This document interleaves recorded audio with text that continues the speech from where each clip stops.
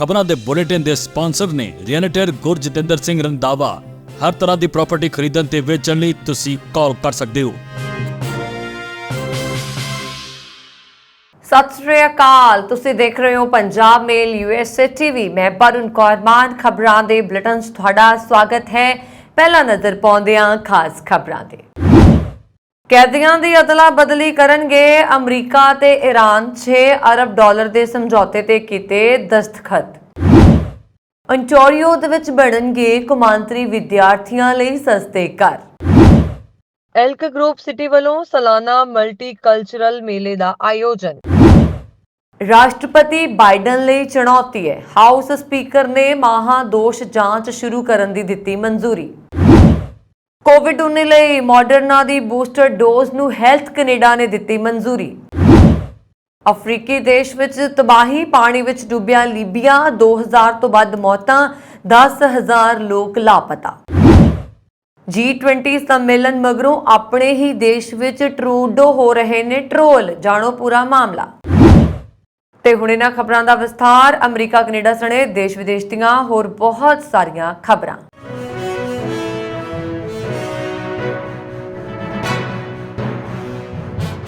अमरीकी राष्ट्रपति बाइडन दे प्रशासन ने अमरीकी पाबंदियां दे डर तो बिना दक्षिणी कोरिया विच रुके 6 अरब अमरीकी डॉलर दे ईरान फंड कतर नूं ट्रांसफर करन दे लई अंतरराष्ट्री बैंकां नूं कंबल छूट जारी करके ईरान विच नज़रबंद 5 अमरीकी नागरिकां दी रिहा दा रस्ता साफ कर दिता है।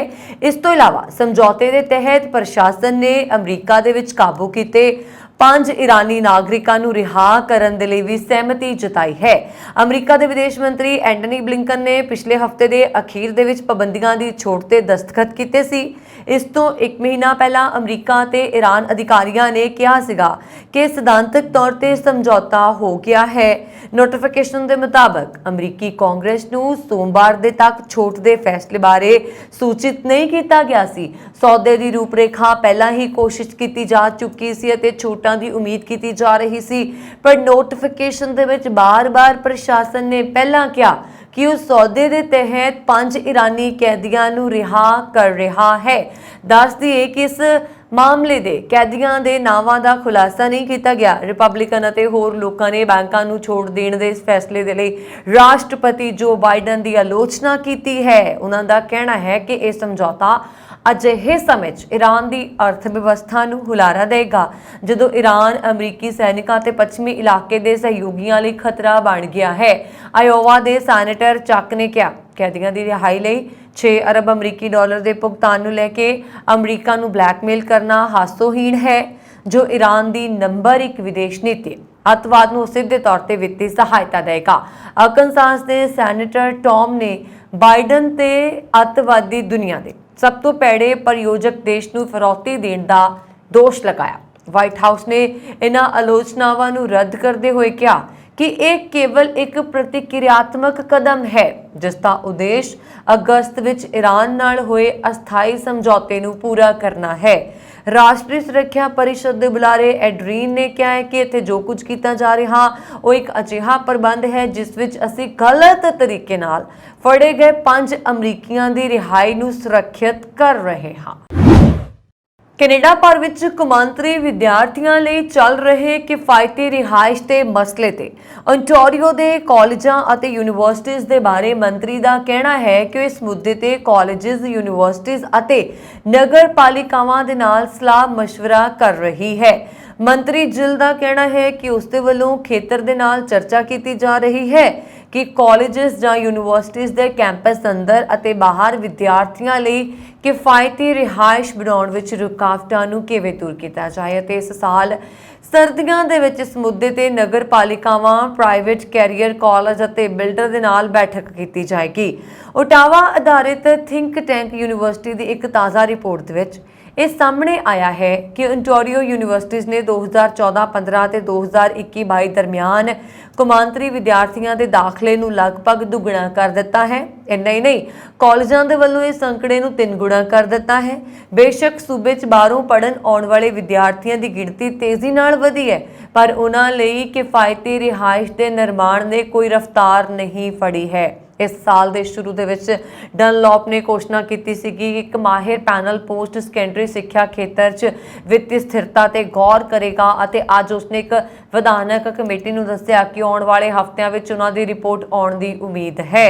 ਉਹਨਾਂ ਦਾ ਕਹਿਣਾ ਹੈ ਕਿ ਪੈਨਲ ਕੌਮਾਂਤਰੀ ਵਿਦਿਆਰਥੀਆਂ ਨਾਲ ਜੁੜੇ ਮੁੱਦਿਆਂ ਨੂੰ ਦੇਖ ਰਿਹਾ ਹੈ। ਇਸ ਦੇ ਨਾਲ ਹੀ ਉਹਨਾਂ ਨੇ ਇਹ ਵੀ ਕਿਹਾ ਕਿ ਉਹ ਅੰਤਰਰਾਸ਼ਟਰੀ ਵਿਦਿਆਰਥੀਆਂ ਦੀ ਗਿਣਤੀ ਘਟਾਉਣ ਦੇ ਹੱਕ 'ਚ ਨਹੀਂ ਨੇ, ਜਿਸ ਬਾਰੇ ਫੈਡਰਲ ਸਰਕਾਰ ਨੇ ਸੁਝਾਅ ਦਿੱਤਾ ਹੈ ਕਿ ਉਹ ਵਿਚਾਰ ਕਰ ਰਹੀ ਹੈ। ਐਲਕ ਗਰੋਵ ਸਿਟੀ ਵੱਲੋਂ 12ਵਾਂ ਸਾਲਾਨਾ ਮਲਟੀਕਲਚਰਲ ਮੇਲਾ 56 ਡਿਸਟ੍ਰਿਕਟ ਵਿਖੇ ਕਰਵਾਇਆ ਗਿਆ, ਜਿਸ ਵਿੱਚ ਵੱਖ-ਵੱਖ ਦੇਸ਼ਾਂ, ਧਰਮਾਂ, ਫਿਰਕਿਆਂ, ਜਾਤਾਂ ਦੇ ਲੋਕਾਂ ਨੇ ਰੰਗਾਰੰਗ ਪ੍ਰੋਗਰਾਮ ਪੇਸ਼ ਕੀਤੇ, ਜਿੱਥੇ ਇਹਨਾਂ ਕਲਾਕਾਰਾਂ ਨੇ ਆਪਣੇ ਦੇਸ਼ ਦੇ ਵਿਰਸੇ ਅਤੇ ਸੱਭਿਆਚਾਰ ਨੂੰ ਆਏ ਦਰਸ਼ਕਾਂ ਸਾਹਮਣੇ ਪੇਸ਼ ਕੀਤਾ। ਉੱਥੇ ਭਾਰਤੀ ਏਕਤਾ ਦਾ ਵੀ ਸੰਦੇਸ਼ ਦਿੱਤਾ। ਸਮਾਗਮ ਦੀ ਸ਼ੁਰੂਆਤ ਵੱਖ-ਵੱਖ ਧਰਮਾਂ ਦੇ ਆਗੂਆਂ ਵੱਲੋਂ ਅਰਦਾਸ ਕਰਕੇ ਕੀਤੀ ਗਈ। ਮੇਅਰ ਬੌਬੀ ਸਿੰਘ ਐਲਨ ਨੇ ਇਸ ਮੌਕੇ ਆਏ ਹੋਏ ਸਮੂਹ ਦਰਸ਼ਕਾਂ ਨੂੰ ਵਧਾਈ ਸੰਦੇਸ਼ ਦਿੱਤੇ ਅਤੇ ਆਪਸੀ ਭਾਈਚਾਰੇ ਬਣਾਈ ਰੱਖਣ ਦੀ ਅਪੀਲ ਕੀਤੀ। ਕਮਿਸ਼ਨਰ ਗੁਰਜਤਿੰਦਰ ਸਿੰਘ ਰੰਧਾਵਾ ਤੋਂ ਇਲਾਵਾ ਹੋਰ ਵੀ ਆਗੂ ਸਟੇਜ ਤੇ ਹਾਜ਼ਰ ਸਨ। ਇਸ ਮੌਕੇ ਸੱਭਿਆਚਾਰਕ ਵੰਨਗੀਆਂ ਤੋਂ ਇਲਾਵਾ 100 ਤੋਂ ਵੱਧ ਵੱਖ-ਵੱਖ ਸਟਾਲ ਲਾਏ ਗਏ, ਜਿੱਥੇ ਸੱਭਿਆਚਾਰਕ ਅਤੇ ਵਿਰਸੇ ਦੀਆਂ ਨੁਮਾਇਸ਼ਾਂ ਦੇਖਣ ਨੂੰ ਮਿਲੀਆਂ। ਪੂਰਾ ਸਮਾਗਮ ਇੱਕ ਅਲੌਕਿਕ ਦ੍ਰਿਸ਼ ਪੇਸ਼ ਕਰ ਰਿਹਾ ਸੀ, ਜਿੱਥੇ ਦੁਨੀਆ ਦੇ ਵੱਖ-ਵੱਖ ਕੋਨਿਆਂ ਤੋਂ ਆਏ ਲੋਕ ਇੱਕ ਛੱਤ ਹੇਠ ਬੈਠੇ ਸਨ ਅਤੇ ਇੱਕ ਦੂਜੇ ਦੇ ਵਿਰਸੇ ਅਤੇ ਸੱਭਿਆਚਾਰ ਨੂੰ ਜਾਣਨ ਦੇ ਲਈ ਉਤਸੁਕ ਨੇ। ਡਾਇਵਰਸਿਟੀ ਐਂਡ ਇਨਕਲੂਜਨ ਕਮਿਸ਼ਨਰ ਵੱਲੋਂ ਸਿਟੀ ਆਫ ਐਲਕ ਗਰੋਵ ਦੇ ਸਹਿਯੋਗ ਦੇ ਨਾਲ ਕਰਵਾਏ ਗਏ ਇਸ ਮੇਲੇ ਨੂੰ ਕਾਮਯਾਬੀ ਨਾਲ ਨੇਪਰੇ ਚਾੜਿਆ ਗਿਆ। ਸਿਟੀ ਆਫ ਐਲਕ ਗਰੋਵ ਜਿਹੜਾ ਕਿ ਕੈਲੀਫੋਰਨੀਆ ਦੀ ਰਾਜਧਾਨੀ ਸੈਕਰਾਮੈਂਟੋ ਦੇ ਵਿੱਚ ਸਥਿਤ ਹੈ ਤੇ ਇਸ ਸਿਟੀ ਵੱਲੋਂ ਹਰ ਸਾਲ ਇੱਕ ਮਲਟੀਕਲਚਰਲ ਮੇਲੇ ਦਾ ਆਯੋਜਨ ਕੀਤਾ ਜਾਂਦਾ। ਡਾਇਵਰਸਿਟੀ ਐਂਡ ਇਨਕਲੂਜਨ ਕਮਿਸ਼ਨ ਵੱਲੋਂ ਕਰਵਾਏ ਜਾਂਦੇ ਇਸ ਸੱਭਿਆਚਾਰਕ ਮੇਲੇ ਵਿੱਚ ਬਹੁਤ ਸਾਰੇ ਲੋਕ, ਯਾਨੀ ਕਿ ਹਜ਼ਾਰਾਂ ਦੀ ਗਿਣਤੀ ਵਿੱਚ ਲੋਕ ਜਿਹੜੇ ਆ ਉਹ ਇਸ ਮੇਲੇ ਦਾ ਆਨੰਦ ਮਾਣਨ ਆਉਂਦੇ ਆ।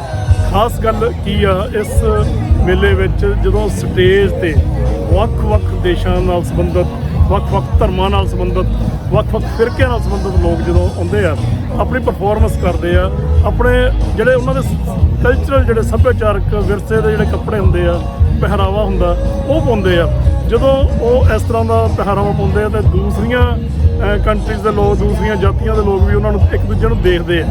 ਜਦੋਂ ਇਸ ਤਰ੍ਹਾਂ ਦਾ ਸਾਰਾ ਵਰਤਾਅ ਹੁੰਦਾ, ਇੱਕ ਸਟੇਜ ਤੋਂ ਇੱਕ ਤਰ੍ਹਾਂ ਲੱਗਦਾ ਵੀ ਸਾਰਾ ਸੰਸਾਰ ਜਿਹੜਾ ਉਹ ਇੱਕ ਸਟੇਜ ਤੇ ਹੀ ਇਕੱਠਾ ਹੋ ਗਿਆ।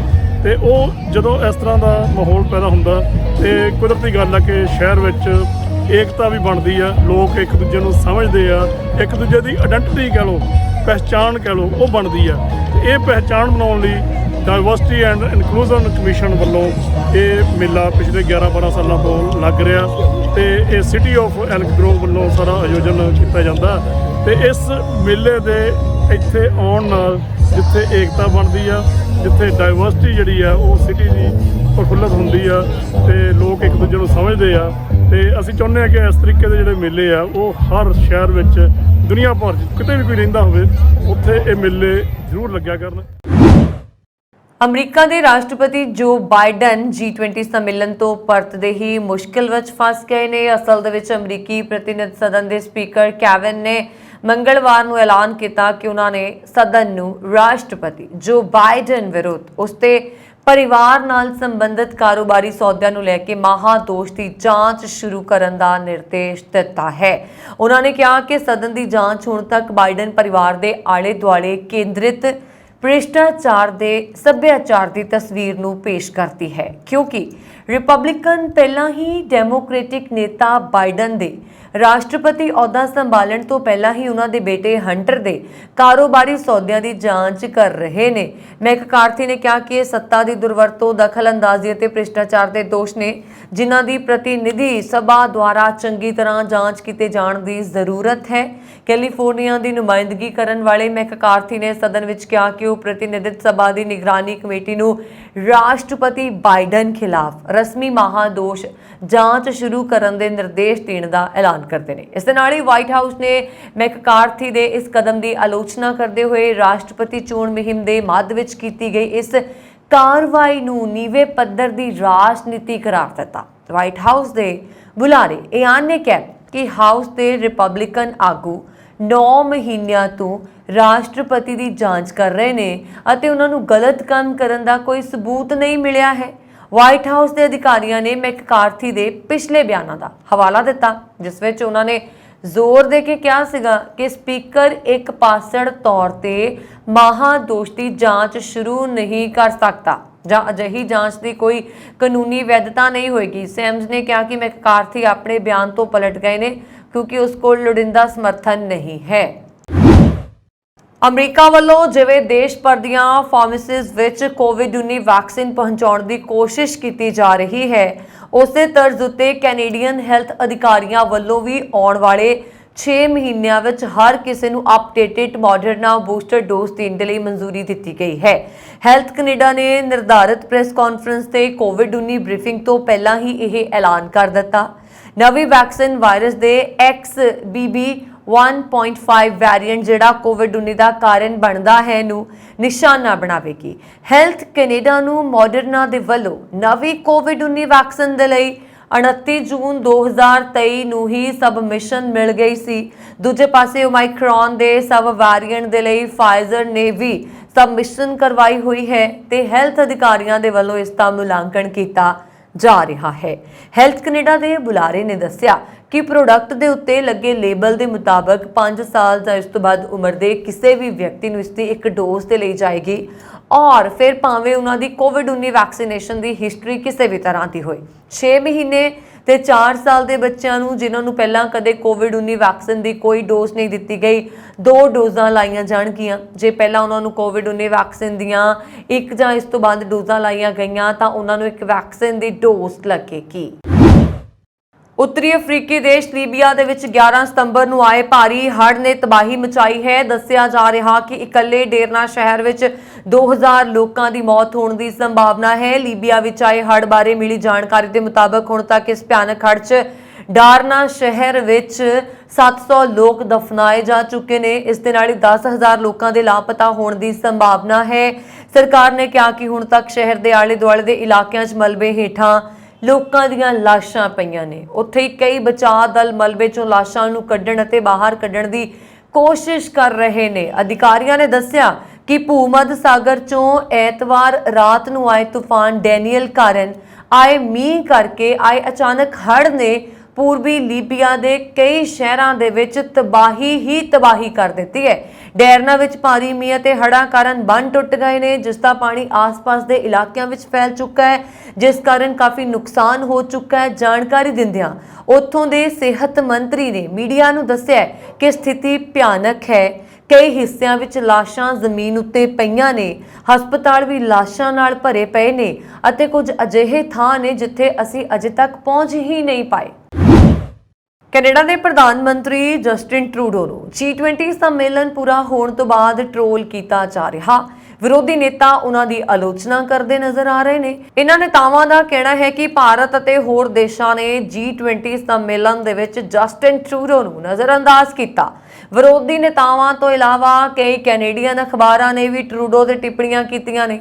ਕੈਨੇਡੀਅਨ ਅਖਬਾਰ ਦ ਸਨ ਨੇ ਦੱਸਿਆ ਹੈ ਆਪਣੇ ਸਰਲੇਖ ਦੇ ਵਿੱਚ ਕਿ ਟਰੂਡੋ ਅਤੇ PM ਮੋਦੀ ਦੀ ਤਸਵੀਰ ਛਾਪੀ ਹੈ। ਇਸ ਤਸਵੀਰ ਵਿੱਚ ਟਰੂਡੋ PM ਮੋਦੀ ਨਾਲ ਹੱਥ ਮਿਲਾਉਂਦੇ ਨਜ਼ਰ ਆ ਰਹੇ ਨੇ, ਜਦਕਿ PM ਮੋਦੀ ਉਹਨਾਂ ਨੂੰ ਅੱਗੇ ਵਧਣ ਦਾ ਸੰਕੇਤ ਦੇ ਰਹੇ ਨੇ। ਅਖਬਾਰ ਨੇ ਲਿਖਿਆ ਕਿ ਟਰੂਡੋ ਨੂੰ ਲੱਗਦਾ ਹੈ ਕਿ ਭਾਰਤ G20 ਵਿੱਚ ਉਹਨਾਂ ਦੇ ਕੁਝ ਹੀ ਚੰਗੇ ਦੋਸਤ ਨੇ। NDP ਦੇ ਆਗੂ ਜਗਮੀਤ ਸਿੰਘ ਨੇ ਵੀ ਟਰੂਡੋ ਦੀ ਆਲੋਚਨਾ ਕੀਤੀ ਹੈ।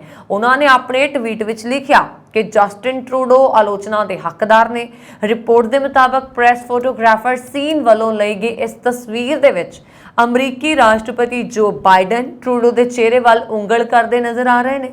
ਇਸ ਦੌਰਾਨ ਦੋਵੇਂ ਖੁਸ਼ ਨਜ਼ਰ ਨਹੀਂ ਆ ਰਹੇ ਅਤੇ ਬਾਈਡਨ ਉਹਨਾਂ ਨੂੰ ਕੁਝ ਕਹਿੰਦੇ ਨਜ਼ਰ ਆ ਰਹੇ ਨੇ। G20 ਦੇ ਵਿੱਚ ਸ਼ਾਮਲ ਹੋਣ ਤੋਂ ਬਾਅਦ ਕੈਨੇਡਾ 'ਚ ਵਿਰੋਧੀ ਧਿਰ ਦੇ ਨੇਤਾ ਟਰੂਡੋ ਤੇ ਲਗਾਤਾਰ ਹਮਲੇ ਕਰ ਰਹੇ ਨੇ। ਇੱਕ ਵਿਰੋਧੀ ਧਿਰ ਦੇ ਨੇਤਾ ਨੇ ਟਵਿੱਟਰ ਤੇ ਲਿਖਿਆ ਕਿ ਪਾਰਟੀਵਾਦ ਨੂੰ ਪਾਸੇ ਰੱਖਦੇ ਹੋਏ ਕੋਈ ਵੀ ਕੈਨੇਡੀਅਨ ਪ੍ਰਧਾਨ ਮੰਤਰੀ ਨੂੰ ਬਾਕੀ ਦੁਨੀਆ ਦੁਆਰਾ ਵਾਰ-ਵਾਰ ਅਪਮਾਨਿਤ ਅਤੇ ਲਤਾੜਦਿਆਂ ਹੋਇਆ ਦੇਖਣਾ ਪਸੰਦ ਨਹੀਂ ਕਰਦਾ। ਇਸ ਦੇ ਨਾਲ ਹੀ ਅਖਬਾਰ ਨੇ ਦਾਅਵਾ ਕੀਤਾ ਹੈ ਕਿ ਭਾਰਤੀ ਰਾਸ਼ਟਰਪਤੀ ਵੱਲੋਂ ਦਿੱਤੇ ਗਏ ਡਿਨਰ ਵਿੱਚ ਵੀ ਟਰੂਡੋ ਸ਼ਾਮਲ ਨਹੀਂ ਹੋਏ।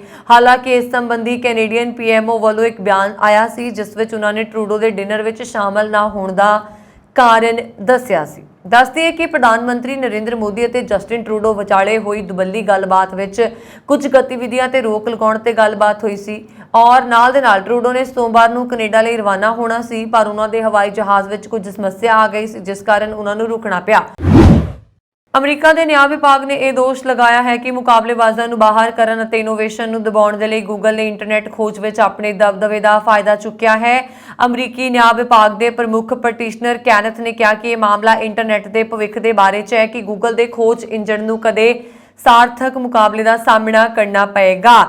ਉਹਨਾਂ ਨੇ ਦਾਅਵਾ ਕੀਤਾ ਹੈ ਕਿ ਆਪਣੀ ਸਥਿਤੀ ਨੂੰ ਕਾਇਮ ਰੱਖਣ ਦੇ ਲਈ ਗੂਗਲ ਹਰ ਸਾਲ 1000 ਕਰੋੜ ਡਾਲਰ ਤੋਂ ਵੱਧ ਦਾ ਭੁਗਤਾਨ ਕਰਦਾ ਹੈ। ਅਗਲੇ 10 ਹਫ਼ਤਿਆਂ 'ਚ ਫੈਡਰਲ ਵਕੀਲ ਅਤੇ ਸੂਬੇ ਦੇ ਅਟਾਰਨੀ ਜਨਰਲ ਇਹ ਸਾਬਤ ਕਰਨ ਦੀ ਕੋਸ਼ਿਸ਼ ਕਰਨਗੇ ਕਿ ਗੂਗਲ ਨੇ ਆਪਣੇ ਸਰਚ ਇੰਜਣ ਨੂੰ ਡਿਵਾਈਸਾਂ ਤੇ ਡਿਫਾਲਟ ਵਿਕਲਪ ਦੇ ਤੌਰ ਤੇ ਲੌਕ ਕਰਕੇ ਇਸ ਨੂੰ ਆਪਣੇ ਪੱਖ ਵਿੱਚ ਕਰਨ ਦੀ ਕੋਸ਼ਿਸ਼ ਕੀਤੀ ਹੈ।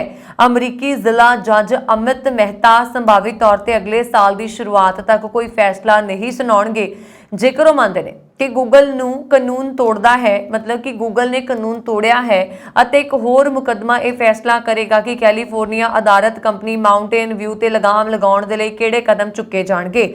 ਮਾਮਲੇ ਵਿੱਚ ਗੂਗਲ ਅਤੇ ਉਸ ਦੀ ਕਾਰਪੋਰੇਟ ਪੈਰੈਂਟ ਕੰਪਨੀ ਅਲਫਾਬੈਟ ਦੇ ਉੱਚ ਅਧਿਕਾਰੀਆਂ ਨਾਲ ਹੀ ਹੋਰ ਸ਼ਕਤੀਸ਼ਾਲੀ ਟੈਕਨੋਲੋਜੀ ਕੰਪਨੀਆਂ ਦੇ ਐਗਜ਼ੀਕਿਊਟਿਵਜ਼ ਦੀ ਇਸ ਕੇਸ ਵਿੱਚ ਗਵਾਹੀ ਦੇਣ ਦੀ ਉਮੀਦ ਹੈ। ਨਕਦੀ ਨੂੰ ਹੁੰਜਾ ਫੇਰਨ ਦੇ ਦੋਸ਼ ਵਿੱਚ ਗ੍ਰਿਫਤਾਰ ਕੀਤਾ ਹੈ। ਸੋਮਵਾਰ ਨੂੰ ਜਾਰੀ ਇੱਕ ਪ੍ਰੈਸ ਰਿਲੀਜ਼ ਦੇ ਵਿੱਚ ਮਿਸੂਰੀ ਦੇ ਪੂਰਬੀ ਜ਼ਿਲ੍ਹੇ ਦੇ ਯੂਐਸ ਅਟਾਰਨੀ ਦੇ ਦਫ਼ਤਰ ਨੇ ਕਿਹਾ ਕਿ 37 ਸਾਲਾ ਮੋਹੇਸਨ ਤੇ 16 ਅਗਸਤ ਨੂੰ ਇੱਕ ਵਾਇਰ ਧੋਖਾਧੜੀ ਅਤੇ ਚੋਰੀ ਕੀਤੀ ਜਾਇਦਾਦ ਦੀ ਅੰਤਰਰਾਜੀ ਆਵਾਜਾਈ ਦੇ ਮਾਮਲੇ 'ਚ ਦੋਸ਼ ਆਇਦ ਕੀਤੇ ਗਏ ਸੀ।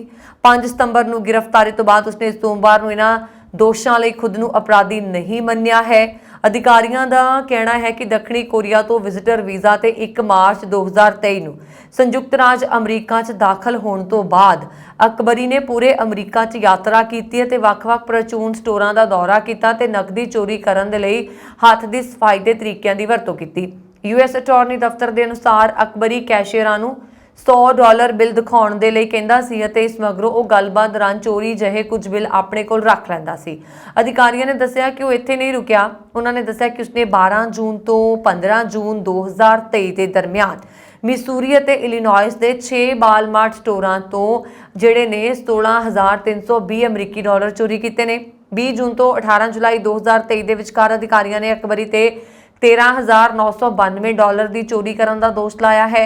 ਯੂਐਸ ਅਟਾਰਨੀ ਦਫ਼ਤਰ ਦਾ ਕਹਿਣਾ ਹੈ ਕਿ ਅਕਬਰੀ ਦੀ ਕਥਿਤ ਯੋਜਨਾ ਵਿੱਚ ਚੋਰੀ ਹੋਏ ਪੈਸੇ ਨੂੰ ਇੱਕ ਯੂਐਸ ਬੈਂਕ ਖਾਤੇ ਵਿੱਚ ਜਮ੍ਹਾਂ ਕਰਨਾ ਅਤੇ ਫਿਰ ਉਸਦੇ ਕੈਨੇਡੀਅਨ ਬੈਂਕ ਖਾਤਿਆਂ 'ਚ ਫੰਡ ਟ੍ਰਾਂਸਫਰ ਕਰਨਾ ਸ਼ਾਮਲ ਸੀ। ਅਟਾਰਨੀ ਦਫ਼ਤਰ ਦੇ ਮੁਤਾਬਕ ਦੋਨਾਂ ਮਾਮਲਿਆਂ 'ਚ ਅਕਬਰੀ ਨੂੰ ਲੰਬੀ ਕੈਦ ਅਤੇ ਲੱਖਾਂ ਡਾਲਰ ਦਾ ਜੁਰਮਾਨਾ ਹੋ ਸਕਦਾ ਹੈ।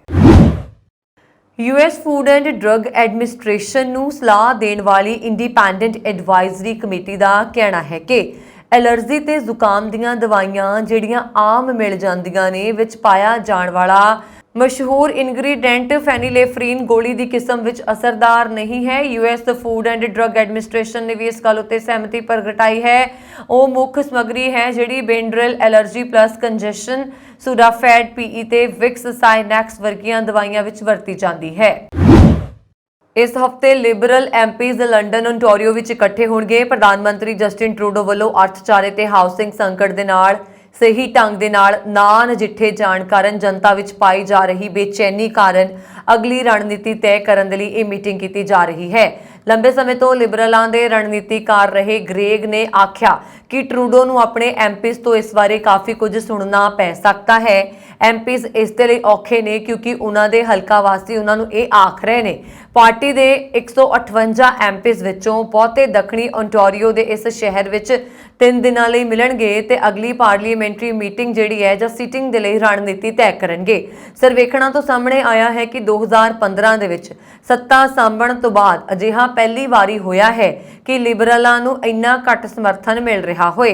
ਇਸ ਨਾਲ ਯਕੀਨਨ ਕੰਜ਼ਰਵੇਟਿਵਜ਼ ਨੂੰ ਫਾਇਦਾ ਹੋ ਰਿਹਾ ਹੈ। ਕਈ ਮੀਡੀਆ ਰਿਪੋਰਟਾਂ ਦੇ ਵਿੱਚ ਤਾਂ ਇਹ ਵੀ ਆਖਿਆ ਗਿਆ ਕਿ ਕੁਝ ਐਮਪੀਜ਼ ਜਿਹੜੇ ਕੈਬਨਿਟ ਵਿੱਚ ਸ਼ਾਮਲ ਨਹੀਂ ਹਨ, ਇਹ ਆਖਦੇ ਫਿਰ ਰਹੇ ਨੇ ਕਿ ਪਾਰਟੀ ਸਹੀ ਢੰਗ ਨਾਲ ਕੰਮ ਨਹੀਂ ਕਰ ਰਹੀ ਤੇ ਟਰੂਡੋ ਉਹਨਾਂ ਐਮਪੀਸ ਦੀ ਗੱਲ ਨਹੀਂ ਸੁਣਦੇ ਜਿਹੜੇ ਕੈਬਨਿਟ ਦੇ ਵਿੱਚ ਨਹੀਂ ਹਨ। ਕੁਝ ਸੀਨੀਅਰ ਲਿਬਰਲ ਆਗੂਆਂ ਦਾ ਮੰਨਣਾ ਹੈ ਕਿ ਹਾਊਸਿੰਗ ਸੰਕਟ ਤੇ ਅਫੋਰਡੇਬਿਲਿਟੀ ਵਰਗੇ ਅਹਿਮ ਮੁੱਦਿਆਂ ਦਾ ਚੇਤਾ ਸਾਨੂੰ ਉਦੋਂ ਤੱਕ ਨਹੀਂ ਆਇਆ ਜਦੋਂ ਤੱਕ ਕੰਜ਼ਰਵੇਟਿਵ ਆਗੂ ਪੀਅਰ ਨੇ ਇਹਨਾਂ ਦੀ ਵਰਤੋਂ ਕਰਕੇ ਆਪਣੇ ਸਮਰਥਕਾਂ ਦੀ ਗਿਣਤੀ ਨਹੀਂ ਵਧਾ ਲਈ। ਉਹ ਮੰਨਦੇ ਨੇ ਕਿ ਸਰਕਾਰ ਦਾ ਧਿਆਨ ਸਪਲਾਈ ਚੇਨ ਦੀਆਂ ਸਮੱਸਿਆਵਾਂ, ਰੂਸ ਵੱਲੋਂ ਯੂਕਰੇਨ ਉੱਤੇ ਕੀਤੀ ਗਈ ਚੜ੍ਹਾਈ ਤੇ ਕੋਵਿਡ-19 ਮਹਾਮਾਰੀ ਉੱਤੇ ਲੱਗੀਆਂ ਹੋਈਆਂ ਹਨ। ਕੈਨੇਡਾ 'ਚ ਕਿਰਾਏ ਦੀ ਰਿਹਾਇਸ਼ ਵਿੱਚ ਰਹਿਣਾ ਦਿਨੋ-ਦਿਨ ਔਖਾ ਹੁੰਦਾ ਜਾ ਰਿਹਾ ਹੈ ਕਿਉਂਕਿ ਦੇਸ਼ ਵਿੱਚ ਕਿਰਾਏ ਦੀਆਂ ਕੀਮਤਾਂ ਲਗਾਤਾਰ ਆਸਮਾਨ ਨੂੰ ਛੂ ਰਹੀਆਂ ਨੇ। ਮੁਲਕ 'ਚ ਹੁਣ ਤੱਕ ਕਿਰਾਏਦਾਰਾਂ ਨੂੰ ਔਸਤਨ $2,117 ਪ੍ਰਤੀ ਮਹੀਨਾ ਰਿਹਾਇਸ਼ ਦੇ ਕਿਰਾਏ ਵਜੋਂ ਅਦਾ ਕਰਨ ਦੇ ਲਈ ਕਿਹਾ ਜਾ ਰਿਹਾ ਹੈ। ਇਹ rentals.ca ਤੇ ਰੀਅਲ ਅਸਟੇਟ ਸਲਾਹਕਾਰ ਅਤੇ ਡੇਟਾ ਫਰਮ ਅਰਬਨੇਸ਼ਨ ਦੀ ਇੱਕ ਨਵੀਂ ਰਿਪੋਰਟ ਵਿੱਚ ਸਾਹਮਣੇ ਆਇਆ ਹੈ ਜੋ ਕਿ ਦੇਸ਼ ਭਰ ਵਿੱਚ ਕਿਰਾਏ ਦੀਆਂ ਸੂਚੀਆਂ ਦੇ ਸਭ ਤੋਂ ਵੱਡੇ ਸਿੰਗਲ ਸਮੂਹ ਦੇ ਡੇਟਾਬੇਸ ਤੋਂ ਹਰ ਮਹੀਨੇ ਡੇਟਾ ਨੂੰ ਸਾਰਣੀਬੱਧ ਕਰਦਾ ਹੈ। $2,117 ਦਾ ਇਹ ਅੰਕੜਾ ਪਿਛਲੇ ਸਾਲ ਅਗਸਤ ਦੇ ਔਸਤਨ ਕਿਰਾਏ ਨਾਲੋਂ 9.6% ਵੱਧ ਹੈ। ਹਾਊਸਿੰਗ ਮਾਰਕੀਟ ਦੇ ਵਿੱਚ ਚੱਲ ਰਹੀ ਗੜਬੜ ਨੇ ਹਾਲ ਹੀ ਦੇ ਸਮੇਂ 'ਚ ਕਈ ਸੁਰਖੀਆਂ ਖੱਟੀਆਂ ਨੇ ਕਿਉਂਕਿ ਮਹਿੰਗਾਈ ਤੇ ਕਾਬੂ ਪਾਉਣ ਦੇ ਲਈ ਬੈਂਕ ਆਫ ਕੈਨੇਡਾ ਲਗਾਤਾਰ ਵਿਆਜ ਦਰਾਂ 'ਚ ਵਾਧਾ ਕਰ ਰਿਹਾ ਹੈ। ਇਸ ਵਾਧੇ ਕਾਰਨ ਮਾਰਗੇਜ ਦਰਾਂ ਆਸਮਾਨ ਨੂੰ ਛੂ ਰਹੀਆਂ ਨੇ। ਇਸ ਸਭ ਦਾ ਅਸਰ ਕਿਰਾਏਦਾਰਾਂ ਤੇ ਸਿੱਧੇ ਤੌਰ ਤੇ ਪੈ ਰਿਹਾ ਹੈ ਕਿਉਂਕਿ ਮਕਾਨ ਮਾਲਕ ਆਪਣੀਆਂ ਇਹਨਾਂ ਲਾਗਤਾਂ ਨੂੰ ਆਪਣੇ ਕਿਰਾਏਦਾਰਾਂ ਤੇ ਥੋਪਣ ਦੀ ਕੋਸ਼ਿਸ਼ ਕਰ ਰਹੇ ਨੇ। ਹਾਲਾਂਕਿ ਨਵੇਂ ਲੋਕਾਂ ਦੇ ਕੈਨੇਡਾ 'ਚ ਆਉਣ ਕਾਰਨ ਮੁਲਕ ਭਰ ਵਿੱਚ ਰਿਹਾਇਸ਼ ਦੀ ਮੰਗ ਨੇ ਜ਼ੋਰ ਫੜਿਆ ਹੈ ਅਤੇ ਦੇਸ਼ ਵਿੱਚ ਮਕਾਨਾਂ ਦੀ ਉਸਾਰੀ 'ਚ ਵੀ ਤੇਜ਼ੀ ਆਈ ਹੈ, ਪਰ ਇਸ ਸਭ ਦੇ ਬਾਵਜੂਦ ਵੀ ਕਿਰਾਏ ਦੀਆਂ ਕੀਮਤਾਂ 'ਚ ਉਨੀ ਗਿਰਾਵਟ ਨਹੀਂ ਆਈ। ਰਿਪੋਰਟ ਵਿੱਚ ਕਿਹਾ ਗਿਆ ਹੈ ਕਿ ਮਈ ਤੋਂ ਨਵੇਂ ਕਿਰਾਏ ਲਈ ਔਸਤ ਮੰਗ ਮੁੱਲ ਵਿੱਚ ਪ੍ਰਤੀ ਮਹੀਨਾ $103 ਦਾ ਵਾਧਾ ਹੋਇਆ ਹੈ।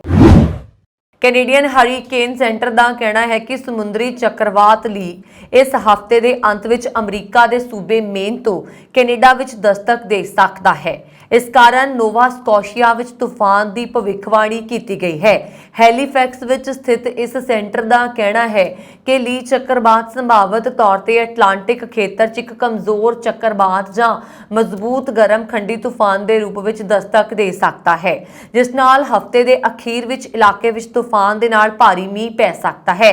এনवायरमेंट ਕੈਨੇਡਾ ਦੇ ਮੌਸਮ ਵਿਗਿਆਨੀਆਂ ਦਾ ਕਹਿਣਾ ਹੈ ਕਿ ਜਿਵੇਂ-ਜਿਵੇਂ ਤੂਫਾਨ ਉੱਤਰ ਵੱਲ ਵਧ ਰਿਹਾ ਹੈ, ਇਹ ਆਕਾਰ ਵਿੱਚ ਵੱਧਦਾ ਜਾਏਗਾ, ਪਰ ਇਸ ਤੇ ਹੋਰ ਮੌਸਮ ਪ੍ਰਣਾਲੀਆਂ ਦੇ ਨਾਲ ਮਿਲ ਕੇ ਤੀਬਰ ਹੋਣ ਦੀ ਉਮੀਦ ਨਹੀਂ ਹੈ।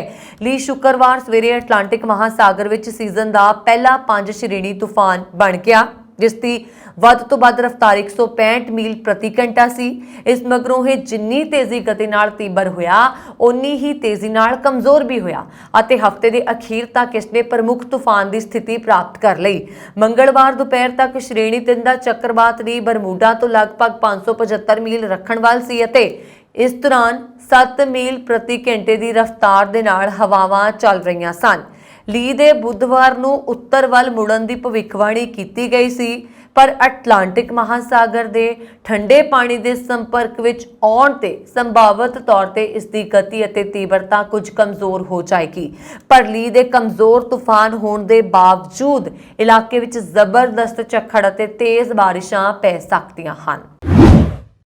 ਬ੍ਰਿਟਿਸ਼ ਕੋਲੰਬੀਆ ਵਿੱਚ ਇੱਕ ਵਿਅਕਤੀ ਦੇ ਕਤਲ ਦੇ ਦੋਸ਼ ਦੇ ਵਿੱਚ 2 ਪੰਜਾਬੀਆਂ ਨੂੰ ਸਜ਼ਾ ਸੁਣਾਈ ਗਈ ਹੈ। ਮੀਡੀਆ ਰਿਪੋਰਟਾਂ ਦੇ ਅਨੁਸਾਰ ਐਂਡਰਿਓ ਨਾਂ ਦੇ ਵਿਅਕਤੀ ਦਾ 11 ਨਵੰਬਰ 2019 ਨੂੰ ਚਾਕੂ ਮਾਰ ਕੇ ਉਦੋਂ ਕਤਲ ਕਰ ਦਿੱਤਾ ਗਿਆ ਸੀ ਜਦੋਂ ਉਹ ਇੱਕ ਬੇਸਮੈਂਟ ਅਪਾਰਟਮੈਂਟ ਵਿੱਚ ਆਪਣੇ ਇੱਕ ਦੋਸਤ ਦੇ ਨਾਲ ਫਿਲਮ ਦੇਖ ਰਿਹਾ ਸੀ। ਵੈਨਕੂਵਰ ਸਨ ਦੀ ਰਿਪੋਰਟ ਦੇ ਮੁਤਾਬਕ ਬ੍ਰਿਟਿਸ਼ ਕੋਲੰਬੀਆ ਦੀ ਸੁਪਰੀਮ ਕੋਰਟ ਦੇ ਜਸਟਿਸ ਮਾਰਥਾ ਐਮ ਨੇ ਫੈਸਲੇ ਵਿੱਚ ਜਗਪਾਲ ਸਿੰਘ ਹੋਠੀ ਨੂੰ 3 ਸਾਲ ਦੀ ਸਜ਼ਾ ਸੁਣਾਈ। ਰਿਪੋਰਟ ਦੇ ਅਨੁਸਾਰ ਜਸਮਾਨ ਸਿੰਘ ਬਸਰਨ ਨਾਂ ਦੇ ਨੌਜਵਾਨ ਨੂੰ ਵੀ ਇਸ ਕੇਸ ਵਿੱਚ ਉਸਦੀ ਭੂਮਿਕਾ ਦੇ ਲਈ 18 ਮਹੀਨਿਆਂ ਦੀ ਸਜ਼ਾ ਸੁਣਾਈ ਗਈ ਹੈ, ਜਿਸ ਤਹਿਤ ਉਹ ਆਪਣੇ ਘਰ ਵਿੱਚ ਹੀ ਨਜ਼ਰਬੰਦ ਰਹੇਗਾ। ਇਹਨਾਂ ਲੋਕਾਂ ਤੇ ਸੰਬੰਧਿਤ ਮਾਮਲੇ ਵਿੱਚ ਗੰਭੀਰ ਦੋਸ਼ ਨਹੀਂ ਲੱਗੇ ਸਨ। ਕੈਨੇਡਾ ਦੇ ਪ੍ਰਧਾਨ ਮੰਤਰੀ ਜਸਟਿਨ ਟਰੂਡੋ ਅਤੇ ਉਹਨਾਂ ਦਾ ਵਫਦ ਉਹਨਾਂ ਦੇ ਜਹਾਜ਼ ਵਿੱਚ ਆਈ ਤਕਨੀਕੀ ਖਰਾਬੀ ਠੀਕ ਕਰ ਦਿੱਤੇ ਜਾਣ ਤੋਂ ਬਾਅਦ ਮੰਗਲਵਾਰ ਦੁਪਹਿਰ ਨੂੰ ਕੈਨੇਡਾ ਲਈ ਰਵਾਨਾ ਹੋ ਗਿਆ ਸੀ। ਸ਼ੁੱਕਰਵਾਰ ਨੂੰ ਦਿੱਲੀ ਪੁੱਜੇ ਟਰੂਡੋ ਨੇ ਐਤਵਾਰ ਨੂੰ ਰਵਾਨਾ ਹੋਣਾ ਸੀ, ਪਰ ਜਹਾਜ਼ ਵਿੱਚ ਤਕਨੀਕੀ ਸਮੱਸਿਆ ਕਾਰਨ ਉਹ 2 ਦਿਨ ਤੱਕ ਫਸੇ ਰਹੇ। ਮਾਮਲੇ ਦੀ ਜਾਣਕਾਰੀ ਰੱਖਣ ਵਾਲੇ ਇੱਕ ਸੂਤਰ ਨੇ ਕਿਹਾ ਕਿ ਜਹਾਜ਼ ਨੇ ਬਾਅਦ ਦੁਪਹਿਰ ਲਗਭਗ 1:10 ਵਜੇ ਉਡਾਣ ਭਰਨੀ ਸੀ। ਕੇਂਦਰੀ ਮੰਤਰੀ ਰਾਜੀਵ ਟਰੂਡੋ ਨੂੰ ਵਿਦਾ ਕਰਨ ਦੇ ਲਈ ਹਵਾਈ ਅੱਡੇ ਤੇ ਮੌਜੂਦ ਸਨ। ਉਹਨਾਂ ਨੇ ਟਰੂਡੋ ਦੇ ਨਾਲ ਆਪਣੀ ਤਸਵੀਰ ਵੀ ਸਾਂਝੀ ਕੀਤੀ ਸੀ। ਪ੍ਰਧਾਨ ਮੰਤਰੀ ਦਫ਼ਤਰ ਨੇ ਮੰਗਲਵਾਰ ਨੂੰ ਇੱਕ ਬਿਆਨ 'ਚ ਕਿਹਾ ਕਿ ਜਹਾਜ਼ ਨੂੰ ਉਡਾਣ ਭਰਨ ਦੀ ਆਗਿਆ ਦੇ ਦਿੱਤੀ ਗਈ ਸੀ। ਚੀਨ ਦੁਨੀਆ ਦੇ ਵੱਡੇ ਦੇਸ਼ਾਂ ਦੇ ਅਦਾਰਿਆਂ ਅਤੇ ਨਿੱਜੀ ਅਦਾਰਿਆਂ ਦੇ ਟ੍ਰੇਡ ਸੀਕ੍ਰੇਟ ਚੋਰੀ ਕਰ ਰਿਹਾ ਹੈ। ਇਹ ਖੁਲਾਸਾ ਬ੍ਰਿਟਿਸ਼ ਸਰਕਾਰ ਦੀ ਨੱਕ ਹੇਠ ਫੜੇ ਗਏ ਚੀਨੀ ਜਾਸੂਸ ਨੇ ਕੀਤਾ ਹੈ। ਬ੍ਰਿਟੇਨ ਦੇ ਪ੍ਰਧਾਨ ਮੰਤਰੀ ਰਿਸ਼ੀ ਸੁਨਕ ਨੇ ਵੀ G20 ਦੀ ਬੈਠਕ ਦੌਰਾਨ ਚੀਨ ਦੇ ਪ੍ਰਧਾਨ ਮੰਤਰੀ ਲੀ ਕੁਆਂਗ ਨੂੰ ਇਸ ਦੀ ਸ਼ਿਕਾਇਤ ਕੀਤੀ ਸੀ। ਪਿਛਲੇ ਸਾਲ ਅਮਰੀਕਾ ਨੇ ਚੇਤਾਵਨੀ ਦਿੱਤੀ ਸੀਗੀ ਕਿ ਚੀਨ ਦੀ ਸਾਈਬਰ ਜਾਸੂਸੀ ਦੁਨੀਆ ਦੇ ਸਰਕਾਰੀ ਅਤੇ ਨਿੱਜੀ ਖੇਤਰ ਲਈ ਸਭ ਤੋਂ ਵੱਡਾ ਖਤਰਾ ਹੈ। ਪੱਛਮੀ ਖੁਫੀਆ ਅਧਿਕਾਰੀਆਂ ਤੇ ਖੋਜੀਆਂ ਦੇ ਅਨੁਸਾਰ ਚੀਨ ਮੁਕਾਬਲੇਬਾਜ਼ ਦੇਸ਼ਾਂ ਦੇ ਡਿਜੀਟਲ ਪ੍ਰਣਾਲੀਆਂ ਨੂੰ ਹੈਕ ਕਰਕੇ ਵਪਾਰਕ ਰਾਜ਼ ਚੋਰੀ ਕਰ ਰਿਹਾ ਹੈ। ਸਾਲ 2021 ਵਿੱਚ ਅਮਰੀਕਾ, ਨਾਟੋ ਅਤੇ ਹੋਰ ਸਹਿਯੋਗੀ ਦੇਸ਼ਾਂ ਨੇ ਕਿਹਾ ਸੀਗਾ ਕਿ ਚੀਨ ਨੇ ਮਾਈਕਰੋਸਾਫਟ ਦੇ ਈਮੇਲ ਸਿਸਟਮ ਨੂੰ ਤੋੜਨ ਦੇ ਲਈ ਹੈਕਰਾਂ ਨਾਲ ਕਰਾਰ ਕੀਤਾ ਸੀ। ਇਸ ਰਾਹੀਂ ਉਹਨਾਂ ਨੇ ਆਪਣੀਆਂ ਸੁਰੱਖਿਆ ਏਜੰਸੀਆਂ ਨੂੰ ਸੰਵੇਦਨਸ਼ੀਲ ਅਤੇ ਗੁਪਤ ਸੂਚਨਾਵਾਂ ਤੱਕ ਮੁਹੱਈਆ ਕਰਵਾਈਆਂ ਸੀ। ਚੀਨੀ ਜਾਸੂਸ ਦੀ ਗ੍ਰਿਫਤਾਰੀ ਤੋਂ ਬਾਅਦ ਬ੍ਰਿਟੇਨ ਦੇ ਗ੍ਰਹਿ ਮੰਤਰੀ ਸੋਇਲਾ ਅਤੇ ਸੁਰੱਖਿਆ ਮੰਤਰੀ ਟੌਮ ਨੇ ਕਿਹਾ ਹੈ ਕਿ ਉਹ ਚੀਨ ਨੂੰ ਬ੍ਰਿਟੇਨ ਦੀ ਰਾਸ਼ਟਰੀ ਸੁਰੱਖਿਆ ਅਤੇ ਹਿੱਤਾਂ ਲਈ ਖਤਰਾ ਪੈਦਾ ਕਰਨ ਵਾਲੇ ਦੇਸ਼ਾਂ ਦੀ ਸੂਚੀ 'ਚ ਪਾਉਣਾ ਚਾਹੁੰਦੇ ਨੇ। ਇਸ ਦੇ ਲਈ ਇੱਕ ਨਵਾਂ ਰਾਸ਼ਟਰੀ ਸੁਰੱਖਿਆ ਨਿਯਮ ਬਣਾਇਆ ਜਾਵੇਗਾ। ਇੰਗਲੈਂਡ ਵਿੱਚ ਭਾਰਤੀ ਅੰਬੈਸੀ ਤੇ ਕੀਤੇ ਹਮਲੇ ਨੂੰ ਲੈ ਕੇ ਇੱਕ ਵੱਡੀ ਖਬਰ ਸਾਹਮਣੇ ਆਈ। ਕੇਂਦਰੀ ਜਾਂਚ ਏਜੰਸੀ NIA ਇਸ ਮਾਮਲੇ ਦੀ ਪੜਤਾਲ ਕਰ ਰਹੀ ਸੀ, ਜਿਸ ਦੇ ਹੱਥ ਵੱਡੇ ਤੱਥ ਲੱਗੇ ਹਨ। NIA ਇੰਗਲੈਂਡ ਵਿੱਚ ਭਾਰਤੀ ਅੰਬੈਸੀ ਤੇ ਹਮਲਾ ਕਰਨ ਵਾਲੇ ਖਾਲਿਸਤਾਨੀ ਸਮਰਥਕਾਂ ਦੀ ਪਛਾਣ ਉਸਨੇ ਕਰ ਲਈ ਹੈ। ਕੇਂਦਰੀ ਜਾਂਚ ਏਜੰਸੀ ਦੀ ਇਸ ਲਿਸਟ ਵਿੱਚ 19 ਖਾਲਿਸਤਾਨੀਆਂ ਦਾ ਨਾਮ ਹੈ। ਦੂਜੇ ਪਾਸੇ ਅਮਰੀਕਾ ਦੇ ਸਾਨ ਫਰਾਂਸਿਸਕੋ ਵਿੱਚ ਭਾਰਤੀ ਅੰਬੈਸੀ 'ਚ ਕੀਤੇ ਗਏ ਹਮਲੇ 'ਚ ਵੀ NIA ਨੇ 4 ਖਾਲਿਸਤਾਨੀ ਸਮਰਥਕ ਹਮਲਾਵਰਾਂ ਦੀ ਪਛਾਣ ਕੀਤੀ ਹੈ। ਕੋਲਾਈ ਦੇ ਪ੍ਰਕੋਪ ਦੇ ਚਲਦਿਆਂ ਕੈਲਗਰੀ ਵਿੱਚ ਬੰਦ ਕੀਤੇ ਗਏ 4 ਡੇ ਕੇਅਰ ਸੈਂਟਰਾਂ ਨੂੰ ਮੁੜ ਖੋਲ ਦਿੱਤਾ ਗਿਆ ਹੈ। ਇਹਨਾਂ 'ਚ ਕੋਲਾਈ ਦੇ 231 ਲੈਬ ਪੁਸ਼ਟੀ ਕੇਸ ਸ਼ਾਮਲ ਨੇ। ਅਲਬਰਟਾ ਹੈਲਥ ਸਰਵਿਸਿਜ਼ ਕੋਲਾਈ ਦੇ ਪ੍ਰਕੋਪ ਦੀ ਪੁਸ਼ਟੀ ਕੀਤੇ ਜਾਣ ਦੇ ਕਰੀਬ ਇੱਕ ਹਫ਼ਤੇ ਬਾਅਦ ਇਹ ਸੈਂਟਰ ਮੁੜ ਖੁੱਲੇ ਨੇ। ਸੋਮਵਾਰ ਨੂੰ AHS ਦੇ ਬੁਲਾਰੇ ਨੇ ਪੁਸ਼ਟੀ ਕੀਤੀ ਹੈ ਕਿ ਬੀਤੇ ਦਿਨ ਇਸ ਪ੍ਰਕੋਪ ਦੇ ਨਾਲ ਜੁੜੇ 41 ਹੋਰ ਮਾਮਲੇ ਸਾਹਮਣੇ ਆਏ। ਸੂਬਾਈ ਸਿਹਤ ਅਥਾਰਟੀ ਨੇ ਕਿਹਾ ਕਿ ਹਸਪਤਾਲ 'ਚ ਹੁਣ 26 ਮਰੀਜ਼ ਦਾਖਲ ਨੇ, ਜਿਨ੍ਹਾਂ 'ਚ 25 ਬੱਚੇ ਸ਼ਾਮਲ ਨੇ। ਇਹਨਾਂ 'ਚੋਂ ਕੁਝ ਦਾ ਡਾਇਲਿਸਿਸ ਵੀ ਕੀਤਾ ਜਾ ਰਿਹਾ ਹੈ। ਪਿਛਲੇ ਹਫ਼ਤੇ ਦੇ ਸ਼ੁਰੂ ਵਿੱਚ ਪ੍ਰਕੋਪ ਦਾ ਐਲਾਨ ਕੀਤੇ ਜਾਣ ਮਗਰੋਂ 11 ਮਰੀਜ਼ਾਂ ਨੂੰ ਹਸਪਤਾਲ ਤੋਂ ਛੁੱਟੀ ਦੇ ਦਿੱਤੀ ਗਈ ਸੀ। ਨਾਲ ਹੀ 21 ਬੱਚਿਆਂ ਨੂੰ ਹੈਮੋਲਾਈਟਿਕ ਯੂਰੇਮਿਕ ਸਿੰਡਰੋਮ ਯਾਨੀ ਕਿ HUS ਦਾ ਪਤਾ ਲੱਗਾ ਹੈ, ਜਿਹੜੇ ਕਿ ਗੁਰਦਿਆਂ ਤੇ ਹੋਰ ਅੰਗਾਂ ਨਾਲ ਸੰਬੰਧਿਤ ਇੱਕ ਗੰਭੀਰ ਬਿਮਾਰੀ ਹੈ। AHS ਦਾ ਕਹਿਣਾ ਹੈ ਕਿ ਬੱਚੇ ਸਥਿਰ ਨੇ ਅਤੇ ਉਹਨਾਂ ਦੀ ਢੁਕਵੀਂ ਦੇਖਭਾਲ ਕੀਤੀ ਜਾ ਰਹੀ ਹੈ। ਇਹ ਸਨ ਹੁਣ ਤੱਕ ਦੀਆਂ ਖਬਰਾਂ। ਮੈਨੂੰ ਵਰੁਣ ਕੌਰ ਮਾਨ ਨੂੰ ਦਿਓ ਆਗਿਆ। ਹੋਰ ਖਬਰਾਂ ਦੇ ਲਈ ਸਾਡਾ YouTube ਚੈਨਲ ਪੰਜਾਬ ਮੇਲ US TV ਜ਼ਰੂਰ ਸਬਸਕ੍ਰਾਈਬ ਕਰੋ ਜੀ। ਸ਼ੁਕਰੀਆ। ਸਤਿ ਸ਼੍ਰੀ ਅਕਾਲ।